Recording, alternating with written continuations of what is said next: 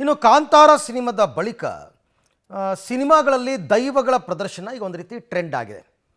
ಆದರೆ ಇದೀಗ ಇದರ ವಿರುದ್ಧ ದೈವಾರಾಧಕರು ಕೂಡ ಗರಂ ಆಗಿ ವಿವಾದ ಸಾಕಷ್ಟು ಭುಗಿಲೆದ್ದಿತ್ತು ಈ ಹಿಂದೆ. ಇದೀಗ ಮತ್ತೆ ಸಿನಿಮಾ ಒಂದರಲ್ಲಿ ಕೊರಗಜ್ಜನ ದೃಶ್ಯವನ್ನು ಬಳಕೆ ಮಾಡಿದ್ದು ಈಗ ಇದು ಮತ್ತೆ ದೊಡ್ಡ ಸಮರಕ್ಕೆ ನಾಂದಿ ಹಾಡಿದಂತಿದೆ. ಯಾವ ಸಿನಿಮಾ, ಏನು ವಿವಾದ ಅಂತ ನೋಡೋಣ. ಕನ್ನಡ ಚಿತ್ರವೊಂದರ ದೃಶ್ಯದಲ್ಲಿ ಕೊರಗಜ್ಜ ದೈವ ಕಟ್ಟೆ ಒಡೆಯಿತು, ದೈವನರ್ತಕರ ಆಕ್ರೋಶ. ಡಿವೈನ್ ಸ್ಟಾರ್ ರಿಷಬ್ ಶೆಟ್ಟಿಯವರ ಕಾಂತಾರ ಚಿತ್ರದ ಮೂಲಕ ತುಳುನಾಡಿನ ದೈವಿಕ ಕಾರ್ಣಿಕ ಜಗತ್ತಿಗೆ ಪಸರಿಸಿತು. ಕರಾವಳಿಗರ ಈ ವಿಶಿಷ್ಟ ಆಚರಣೆ ಬಗ್ಗೆ ಎಲ್ಲೆಡೆ ಅಭಿಮಾನ ಹಾಗೂ ಕುತೂಹಲ ಕೆರಳಿಸಿತ್ತು. ಆದರೆ ಕೆಲವೊಂದು ಕಡೆ ಇದು ಎಲ್ಲೇ ಮೀರಿದ ಕಾರಣದಿಂದ ಭಕ್ತಿ ಶ್ರದ್ಧೆಯಿಂದ ಆರಾಧನೆಗೊಳ್ಳುತ್ತಿದ್ದ ದೈವಗಳಿಗೆ ಅಪಚಾರವಾಗುವ ಘಟನೆಗಳು ಮರುಕಳಿಸ್ತಾ ಇದ್ವು.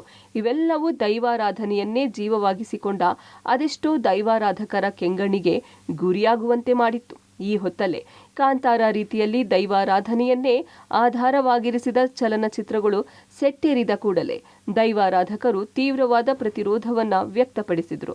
ಯಾವುದೇ ಕಾರಣಕ್ಕೂ ಚಲನಚಿತ್ರಗಳಲ್ಲಿ ದೈವಗಳನ್ನ ಅಥವಾ ದೈವಾರಾಧನೆಯನ್ನ ಎಳೆದು ತರಕೂಡದು ಎಂದು ಆಕ್ರೋಶವನ್ನ ವ್ಯಕ್ತಪಡಿಸಿದ್ದಾರೆ. ಇವರು ಮತ್ತೆ ಅದೇ ಪದೇ ತಪ್ಪನ್ನು ಮಾಡ್ತಿದ್ರೆ ಇವರಿಗೆ ಮುಂದಿನ ದಿನಗಳಲ್ಲಿ ನಮ್ಮದು ಏನು ಉತ್ತರ ಇದೆ ಅದನ್ನು ಖಂಡಿತವಾಗಿ ನಾವು ಕೊಡ್ತೇವೆ. ಇನ್ನು ನೋಡಲಿಕ್ಕೆ ಇಲ್ಲ, ಇನ್ನು ನೋಡುವಂಥ ಸಹಿಸುವಂಥದ್ದು ಮಾತೇ ಇಲ್ಲ. ಯಾಕೆಂದರೆ ದೈವಾರಾಧನೆ ಇವರು ಬಳಸಿ ಇಷ್ಟು ನಿಂದನೆ ಮಾಡಿ ಬರುವ ವ್ಯಕ್ತಿಗಳಿಗೆ ನಾವು ಮಾಡುವಂಥ ಕೆಲಸ ಇದೆ. ನಾವು ದೈವಸ್ಥಾನಕ್ಕೆ ಮೂಲಕ್ಕೆ ಹೋಗ್ತೇವೆ, ದೈವವನ್ನು ಪ್ರಾರ್ಥಿಸ್ತೇವೆ. ನಮ್ಮ ಏನು ನೋವಾಗಿದೆಯೋ, ನಮಗೆ ದೈವಾರಾಧನೆಯಲ್ಲಿ ಏನು ಆಗಿದೆಯೋ, ಅಪಹಾಸ್ಯ ಆಗಿದೆಯೋ, ಕಡಿವಾಣ ಖಂಡಿತವಾಗಿ ಮುಂದಿನ ದಿನಗಳಲ್ಲಿ ಆದಷ್ಟು ಬೇಗ ಕಾನೂನು ರೀತಿಯಲ್ಲಿ ಆಗ್ತಾ ಇದೆ.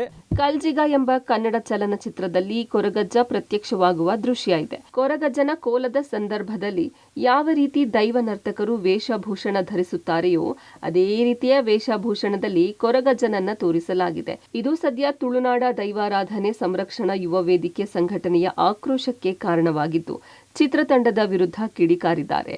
ಇನ್ನು ಮುಂದೆ ಯಾರೇ ದೈವವನ್ನ ಸಿನಿಮಾ ನಾಟಕ ವೇದಿಕೆಗಳಲ್ಲಿ ಬಳಸಿದ್ರೆ ಕಾನೂನು ಸಮರ ಕೈಗೊಳ್ಳುವ ಎಚ್ಚರಿಕೆಯನ್ನು ನೀಡಿದ್ದಾರೆ. ಒಟ್ಟಾರೆ ಈ ಬೆಳವಣಿಗೆಗಳು ಮುಂದೆ ದೈವಾರಾಧನೆಯನ್ನ ಬಳಸುವ ಸಿನಿಮಾಗಳಿಗೆ ಸಂಕಷ್ಟ ಎದುರಾಗಿದೆ.